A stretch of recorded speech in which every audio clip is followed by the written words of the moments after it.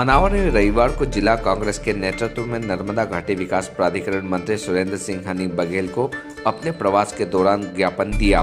जिसमें यह मांग की गई कि ओंकारेश्वर परियोजना के चौथे चरण नहर जो उमरबंद ब्लॉक के ग्राम छित्री तक निर्मित है, उक्त केनाल से उमरबंद ब्लॉक तक 21 ग्राम, मनावर ब्लॉक के 51 ग्राम, कुक्षी तहसील के 13 ग्रामों के किसानों के सिंचाई के लिए पानी की सुविधा उक्त पाइपलाइन नहर से मिलना है और उक्त नहर 30 जून 2014 को पूर्ण होकर चालू होना थी,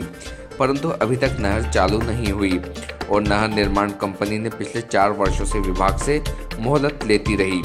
फिर भी नहर अधूरी पड़ी है और क्षेत्र का किसान परेशान है। उनकी फसल पानी के बगैर खराब हो रही है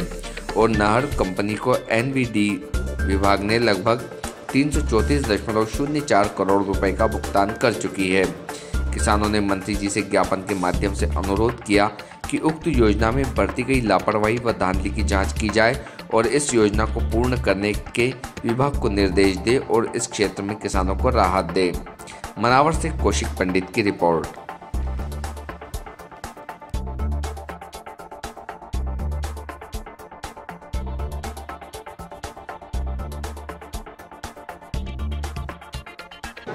इस बारे में आज हमारे किसान कांग्रेस के जो अध्यक्ष हैं ज़िले के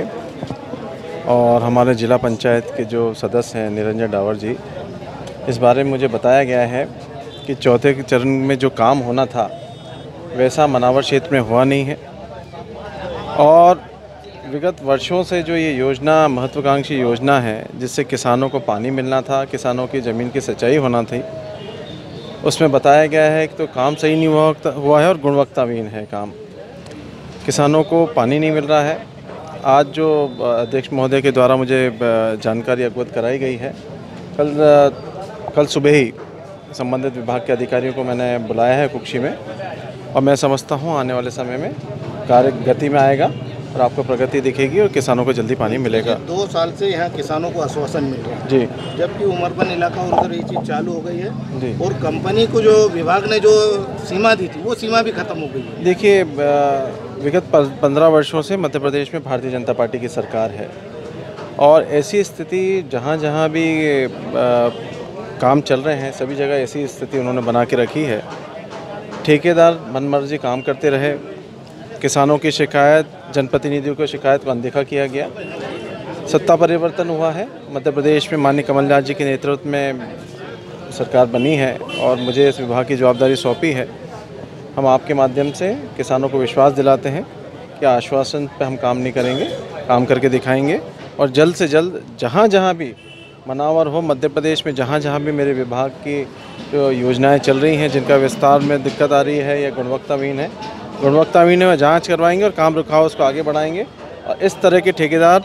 बार बार अवसर देने के बाद भी अगर काम नहीं कर रहे हैं तो उनको ब्लैक लिस्ट करेंगे। केंद्र की सरकार ने भी किसानों को 5 एकड़ से कम जमीन वाले किसानों को 6,000 रुपये पर साल उनके खाते में डालने का, उसका आपकी क्या प्रतिक्रिया है? मध्य प्रदेश में 15 सालों से भारतीय जनता पार्टी की सरकार है। शिवराज सिंह जी बहुत बार घोषणा करते रहे,